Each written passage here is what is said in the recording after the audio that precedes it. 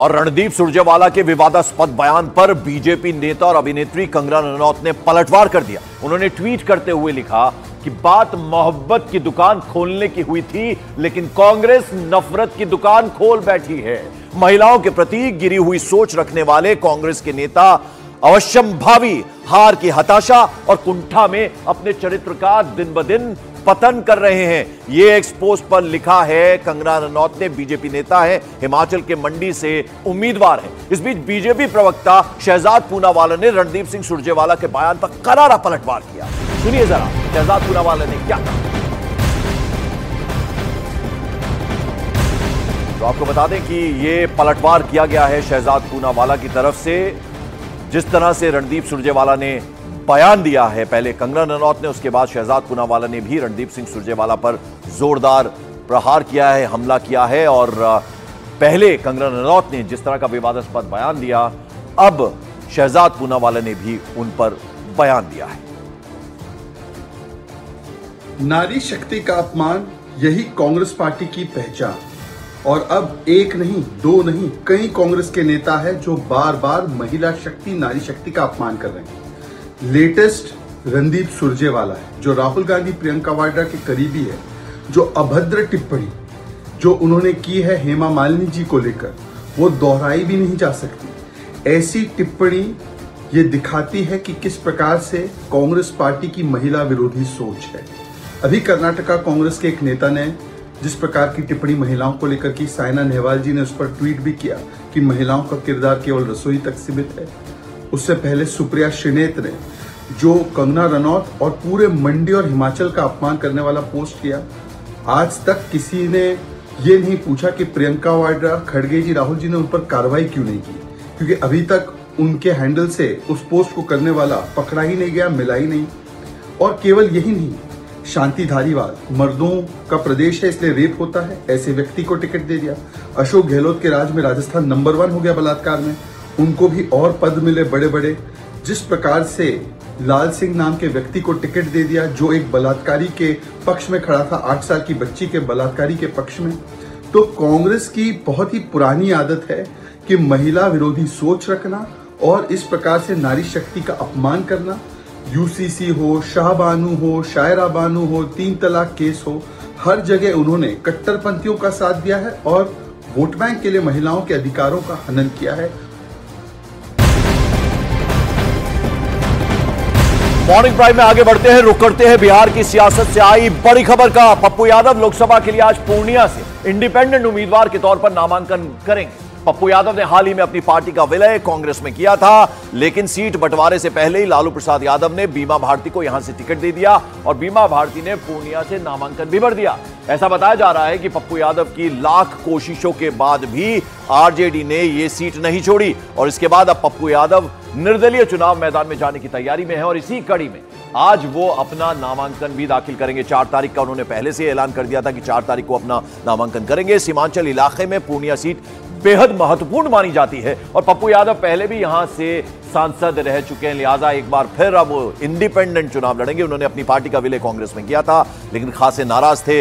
लालू प्रसाद यादव से उन्होंने भेंट भी की थी और कहा था कि लालू जी हमारे लिए ये सीट छोड़ें, लेकिन ये सीट नहीं छोड़ी। बीमा भारती को यहां से उम्मीदवार कैंडिडेट बनाया, तो ऐसे में अब इंडिपेंडेंट चुनाव लड़ने की तैयारी में है। आज नामांकन दाखिल करेंगे पूर्णिया सीट से पप्पू यादव। और चंद्रमोहन कुमार मेरे सहयोगी इस वक्त हमारे साथ जुड़ रहे हैं। चंद्रमोहन काफी आहत हुए थे और उनकी भावनाएं जो है वो आंसुओं के रूप में भी हमने देखी थी। वो ये कह रहे थे कि जान दे दूंगा लेकिन पूर्णिया नहीं छोड़ूंगा और 4 तारीख का ऐलान भी कर दिया था। आज 4 तारीख के नामांकन करने वाले हैं इंडिपेंडेंट के तौर पर। अब बिल्कुल, और पप्पू यादव ने साफ तौर पर यह भी कहा था कि पूर्णिया वो किसी भी हालत में नहीं छोड़ने वाले हैं और हम अभी उन्हीं के घर के ठीक बाहर मौजूद हैं, जहां पर 11 बजे से यहां से निकलेंगे पप्पू यादव और कलेक्ट्रेट पहुंचेंगे, फिर वो नामांकन दाखिल करेंगे। एक तस्वीर आपको दिखाने की कोशिश करेंगे कि पप्पू यादव के घर के सामने कांग्रेस का जो बैनर और पोस्टर है अब तक नहीं हटा है और न ही कांग्रेस के किसी बड़े नेता का यह कॉल आया है कि पप्पू यादव यहां से चुनाव नहीं लड़े, क्योंकि उनका बिहार में आरजेडी के साथ गठबंधन है। तो साफ तौर पर समझा जा सकता है कि कहीं ना कहीं कांग्रेस का मौन समर्थन भी है और यही वजह है कि पप्पू यादव के घर के बाहर ये जो बड़े बड़े होर्डिंग और पोस्टर लगे हैं, ये साफ तौर पर दिखा रहे हैं कि पप्पू यादव अभी भी कांग्रेस में हैं। भले ही कांग्रेस से टिकट नहीं मिल पाया, लेकिन उनकी तैयारी कहीं ना कहीं पूर्णिया से है। और इससे पहले 3 बार इसी पूर्णिया से पप्पू यादव सांसद रह चुके हैं, जिसमें 2 बार वो निर्दलीय चुनाव लड़े हैं। और उनके कार्यकर्ता, एक तस्वीर आपको दिखाने की कोशिश करेंगे, घर के बाहर लोग धीरे धीरे इकट्ठा होना शुरू हो चुके हैं। और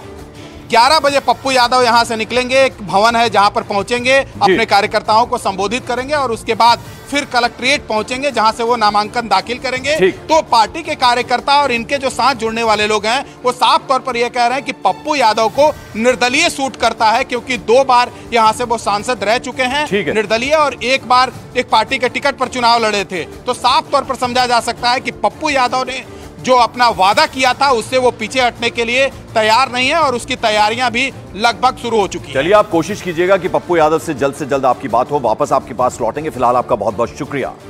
और मॉर्निंग प्राइम में अब जरा उत्तर प्रदेश का रुख करते हैं, समाजवादी पार्टी की बात करते हैं। समाजवादी पार्टी में किस तरह से नया गृह कलेश जो है वो मचा हुआ है। सूत्रों के हवाले से खबर यह है कि मेरठ सीट के बाद बागपत में भी समाजवादी पार्टी ने अपना कैंडिडेट बदल दिया है। बताया जा रहा है कि समाजवादी पार्टी ने इस सीट पर पहले जाट कार्ड खेला था, लेकिन नामांकन खत्म होने में सिर्फ 1 दिन बाकी रहने से पहले अब अमरपाल शर्मा के नाम की घोषणा हो सकती है। ऐसा माना जा रहा है कि समाजवादी पार्टी बागपत में ब्राह्मण कार्ड खेल सकती है। बागपत में दूसरे चरण में यानी 26 अप्रैल को वोटिंग होनी है, तो उससे पहले यहां समाजवादी पार्टी ने अब ब्राह्मण कार्ड खेल दिया है और यहां पर भी कैंडिडेट बदल सकता है। मुरादाबाद, मेरठ और अब बागपत का नंबर है।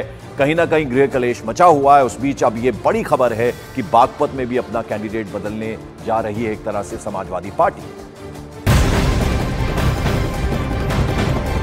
और उधर मुरादाबाद लोकसभा सीट पर प्रत्याशी के चयन पर समाजवादी पार्टी में घमासान मचा हुआ है। खबर है कि मुरादाबाद से समाजवादी पार्टी ने पहले एसटी हसन को टिकट दिया और फिर उनका टिकट काटकर वहां से रुचि वीरा को टिकट दे दिया। अब यह कहा जा रहा है कि समाजवादी पार्टी के राष्ट्रीय अध्यक्ष अखिलेश यादव ने एसटी हसन के लिए एक पत्र जारी किया था, जिसमें उन्हें दोबारा से मुरादाबाद से प्रत्याशी बनाया था। हालांकि रुचि वीरा का नॉमिनेशन करने के बाद पत्र जारी किया गया था। रुचि वीरा का सिंबल कैंसिल करने के लिए चुनाव आयोग को पत्र लिखा गया था। इसके बाद अखिलेश यादव ने पत्र लिखा और यह पत्र लखनऊ से मुरादाबाद चुनाव ऑफिसर के पास भेजा गया, लेकिन समय से यह पत्र नहीं पहुंचा। इस कारण लेटर रिसीव नहीं किया गया और यही वजह थी कि रुचि वीरा ही कैंडिडेट बनी रही। इस तरह की भी खबर है मुरादाबाद से। देखिए, अखिलेश जी मुझे चाहते थे कि मैं चुनाव लड़ूं, उसके लिए उन्होंने इंतजाम भी करे और मेरे पास कागजात भी भिजवाए, चार्टर्ड प्लेन से यहाँ पे आए। अब वो यहाँ के कुछ बाहरी नेता हैं, उन्होंने जो लखनऊ से आए हुए लोगों को ट्रैप कर लिया और उन्हें रामपुर ले गए। रामपुर में इतनी देर लगा दी कि यहाँ का टाइम निकल गया।